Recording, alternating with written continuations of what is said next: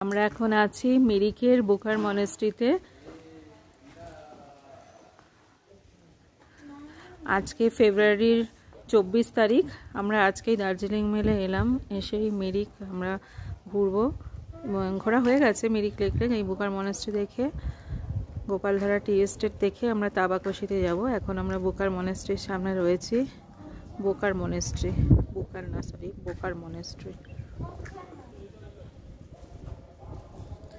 Weather খারাপ রয়েছে এখন, ফগি ওয়েদার, প্রচণ্ড হাওয়া দিচ্ছে, কিন্তু জায়গাটা খুবই সুন্দর।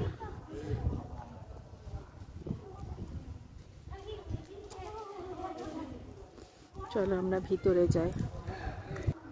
আমরা মনেস্ট্রির সামনে এলাম।